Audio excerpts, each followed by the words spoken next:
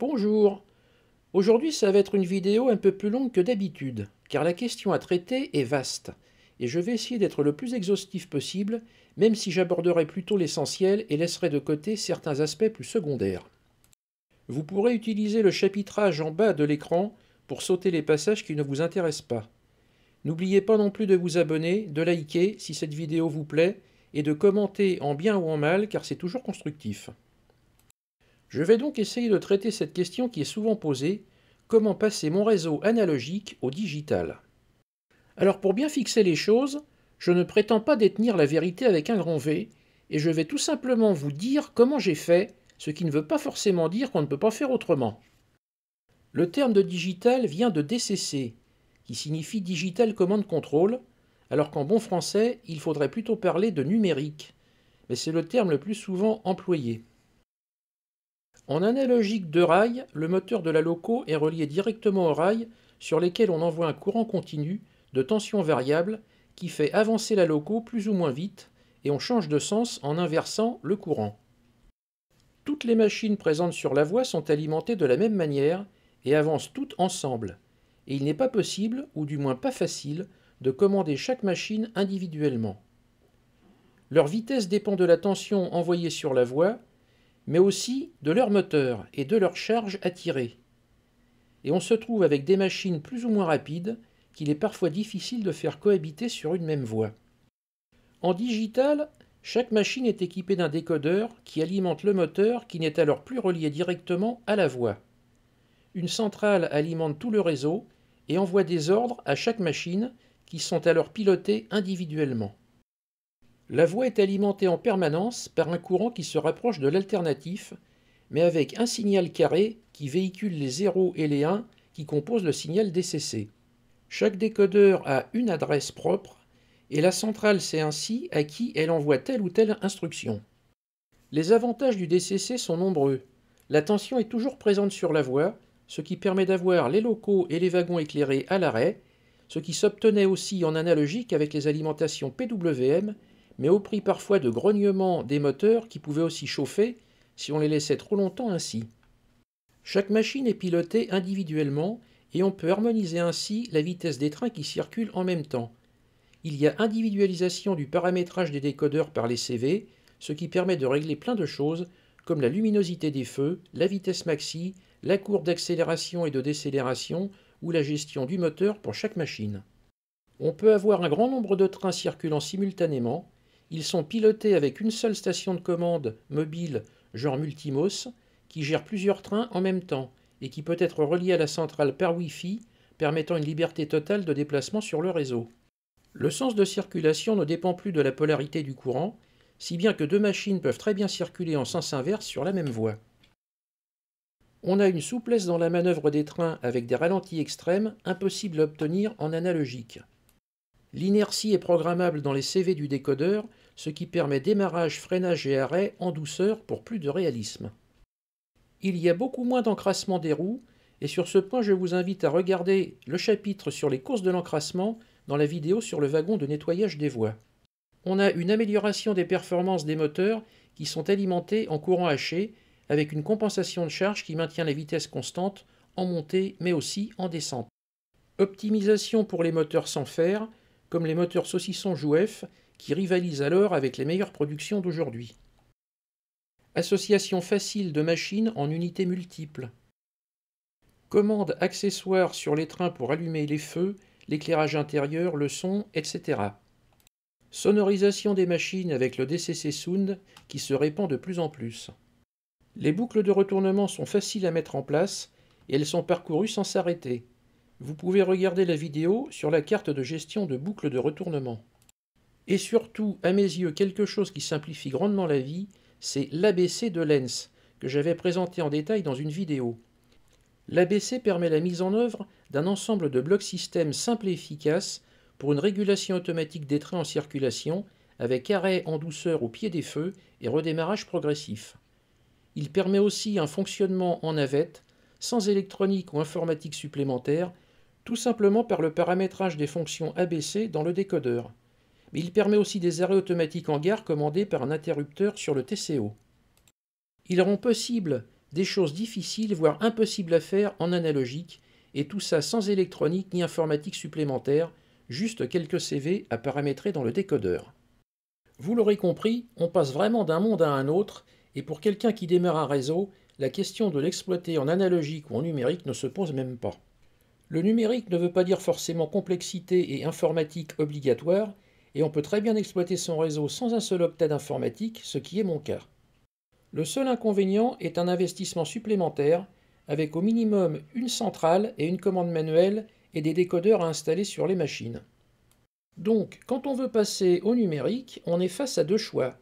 Commencer un nouveau réseau en partant de zéro, ce qui a été mon cas, à condition de pouvoir disposer d'un espace supplémentaire, ou alors de démonter son ancien réseau analogique et tout recommencer, sachant que toutes les anciennes machines ne pourront pas passer en numérique, comme on le verra plus loin. On peut aussi avoir envie de garder son ancien réseau et de le modifier le plus simplement possible pour passer totalement ou partiellement au numérique. Si on veut faire cohabiter analogique et numérique sur un même réseau, il faut impérativement que le courant DCC ne rencontre jamais le courant analogique, sous peine de voir la centrale partir en fumée.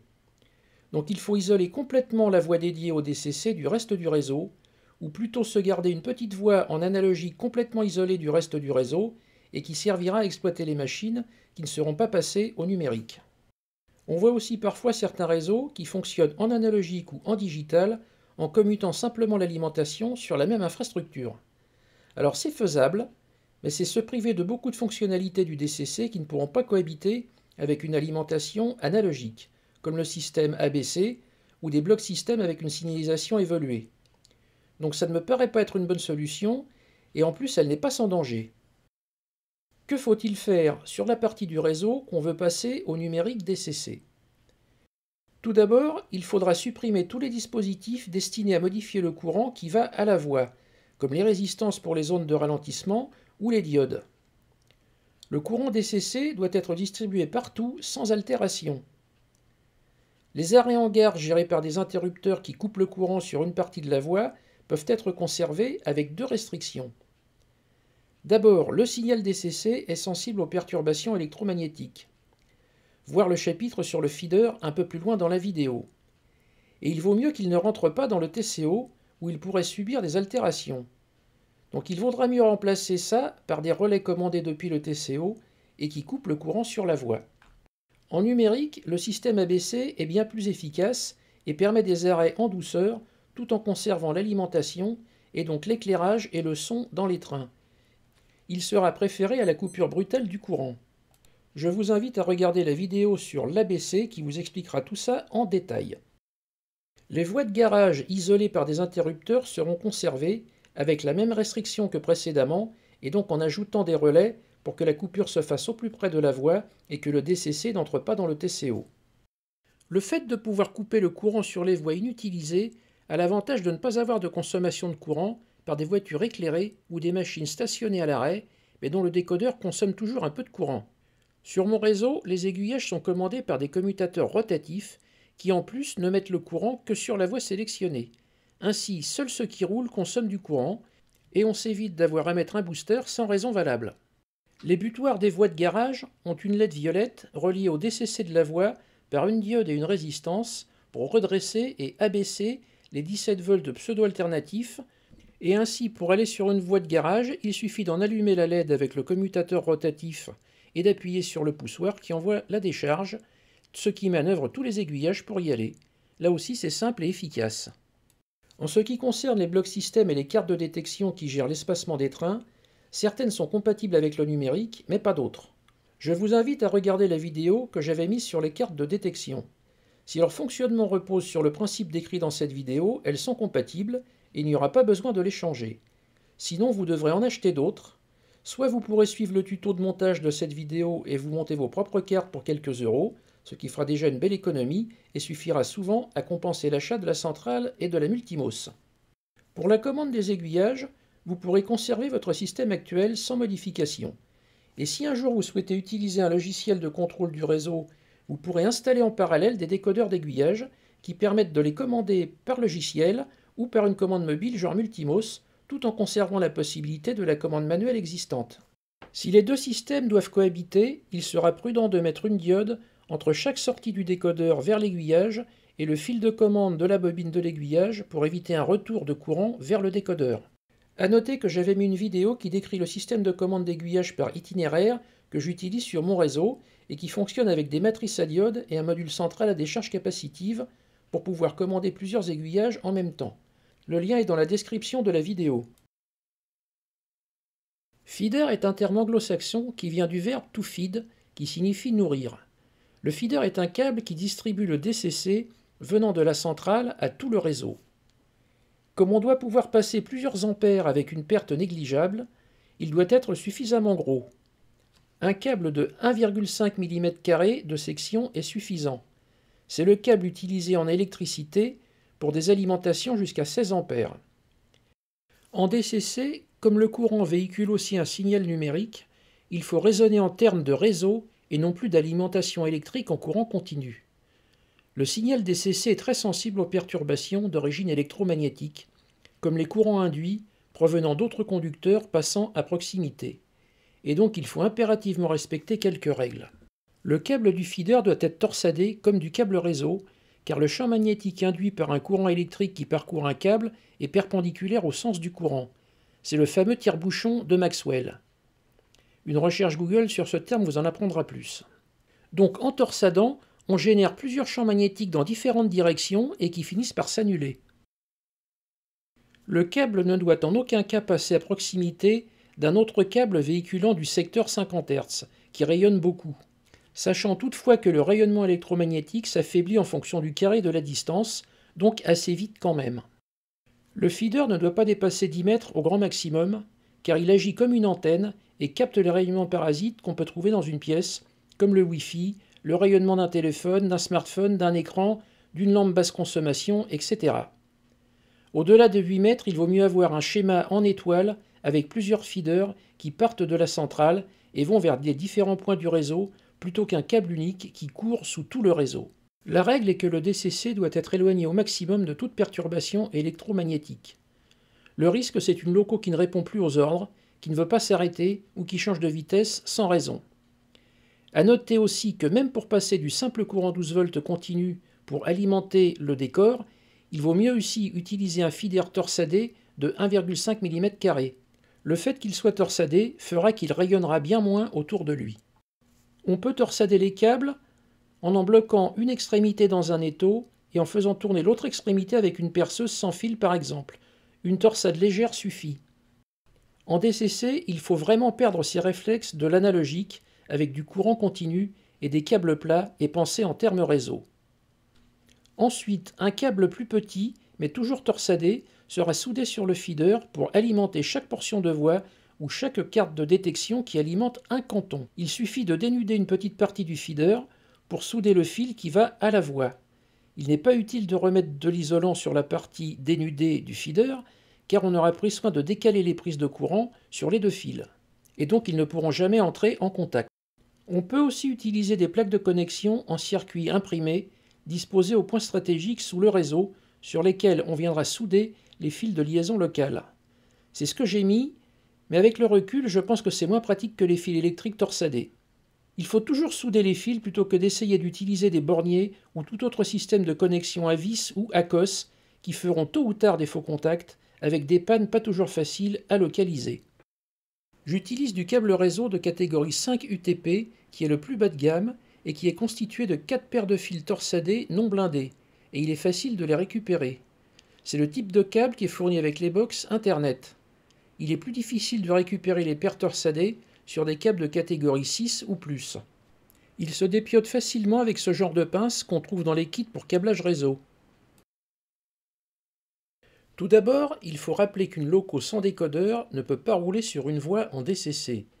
Son moteur va recevoir un courant de 14 à 18 volts selon les centrales et qui ressemble à de l'alternatif. Le moteur ne pourra pas tourner et va se mettre à faire du bruit en chauffant jusqu'à partir en fumée si on insiste trop.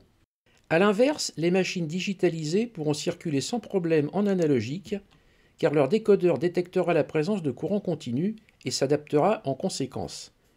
Les feux fonctionneront normalement et l'éclairage intérieur sera soit toujours allumé, soit toujours éteint, selon le dernier état de la machine lorsqu'elle était en DCC.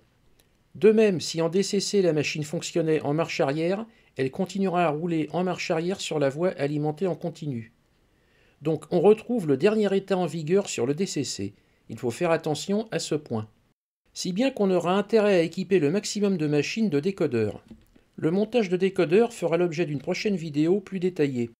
A noter que les machines digitalisées garderont aussi leur courbe d'accélération et de freinage en analogique, ce qui est très intéressant. De même pour le son qui, avec quelques paramétrages, pourrait être utilisé en analogique. En ce qui concerne les voitures éclairées et les feux de fin de convoi, il ne faudra pas perdre de vue qu'en DCC la tension est plus importante qu'en analogique et qu'il faudra peut-être, même certainement, augmenter la valeur de certaines résistances. De même, l'utilisation de condensateurs sans résistance de charge n'est pas conseillée car ils vont provoquer des variations de tension sur le réseau et risquent de perturber les cartes de détection, mais aussi le système ABC. Cela a été traité plus en détail dans la vidéo sur l'amélioration des voitures DEV inox JOUEF. On parle de décodeurs multifonctions, car en plus de la gestion du moteur, ils intègrent des fonctions pour l'éclairage des voitures, des feux avant et arrière, mais aussi du son. Il en existe plusieurs types qui correspondent à l'évolution du DCC et des fonctions embarquées. Les plus récents intègrent des fonctions sonores, de plus en plus prisées par les modélistes, mais qui font aussi monter le prix des machines. Ce tableau, extrait de l'affiche de la norme NEM 658F, regroupe les principaux connecteurs. Les prises pour décodeurs sont présentes sur toutes les machines analogiques vendues aujourd'hui. Les prises NEM 651 à 6 broches sont surtout présentes en N et sur les machines en H0 où il y a très peu de place, comme les petits locotracteurs. Des marques comme REE font fabriquer des décodeurs à leurs spécifications, justement pour trouver de la place dans les petites machines comme les Draisine ou les Moïse. Les prises NEM 652 à 8 broches étaient les plus courantes il y a quelques années, et c'est le type que j'utilise avec le décodeur Lens Standard Plus V2 pour équiper d'anciennes machines. On le trouve à 20 € et même moins si on achète en lot ou avec des promotions. Il a un très bon rapport qualité-prix et il gère l'ABC que j'utilise abondamment sur mon réseau. Le connecteur mâle est relié au décodeur par des fils d'une dizaine de centimètres, si bien qu'on peut les monter soit sur un support, soit en soudant les fils directement sur les organes de la loco. Les prises à 21 broches, du nom officiel de 21 MTC, étaient à l'origine utilisées par Marklin, et elles sont en passe de devenir le standard aujourd'hui, car tout le matériel récent en est équipé. Elles gèrent des fonctions supplémentaires et s'insèrent directement sur un support sans fil qui se promène dans la loco. Les prises à 22 broches NEM 658 sont une évolution de la 21 MTC en s'affranchissant des spécificités Marklin et en permettant l'installation sur des prises 8, 16 ou 22 broches avec un adaptateur. Il faudra donc choisir le décodeur en fonction du type de prise installée dans votre machine et si elle est ancienne et non équipée, la meilleure solution est le décodeur 8 broches qui peut s'installer partout ou presque. Donc pour passer au numérique, vous pourrez équiper vous-même vos machines de décodeur, soit directement sur une prise si elle est déjà prévue, soit en montant le décodeur selon le schéma de base qu'on verra plus loin. Une autre solution est de revendre les machines non équipées de prise et de racheter du matériel neuf, mais l'investissement ne sera pas le même. Pour ne pas alourdir, je vais passer rapidement sur ce sujet que je traiterai plus en détail dans une prochaine vidéo. Tous les décodeurs délivrent au moins 1 ampère, et donc il ne doit pas y avoir de problème, sauf sur une machine vraiment gourmande, car en moyenne, la consommation tourne autour de 200 à 300 mA. Les JOUEF à moteur saucisson se contentant même de 50 mA à vide et au maximum de 150 mA à pleine charge. Le principal problème pour installer un décodeur est de pouvoir séparer l'alimentation du moteur de l'arrivée du courant des rails. Sur toute la gamme JOUEF ou Lima par exemple, il n'y a aucun problème, mais sur les anciennes Fleischmann, il faudra changer le flasque porte-charbon du moteur annulaire qui est en métal pour un modèle en plastique qu'on trouve facilement chez les vendeurs. Les Anglais ne faisant jamais rien comme tout le monde, les anciennes Hornby sont les plus problématiques car la carcasse du moteur et le stator sont reliés directement par le châssis aux roues d'un côté. Il n'est pratiquement pas possible de séparer l'alimentation du moteur des roues, si bien que le montage d'un décodeur sur ces machines est quasiment impossible. En plus, ces moteurs qui étaient très puissants consomment souvent plus d'1 ampère à pleine charge. Donc vous aurez des machines qui ne passeront jamais en numérique. Pour passer une machine en numérique, il faut aussi qu'elle fonctionne parfaitement en analogique. et en particulier qu'elle ait une bonne prise de courant, sinon vous perdrez votre temps. Le schéma de branchement d'un décodeur NEM 652 à 8 fils est montré ici et on va passer rapidement car ce sera l'objet d'une prochaine vidéo bien plus en détail. Il faut savoir que les couleurs du décodeur de base à 8 fils sont normalisées. Le fil rouge est la prise de courant qui va au rail droit dans le sens de marche avant. Le fil noir est la prise de courant qui va au rail gauche dans le sens de marche.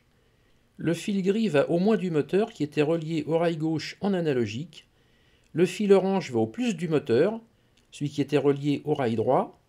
Le fil jaune va au feu arrière. Le fil blanc va au feu avant.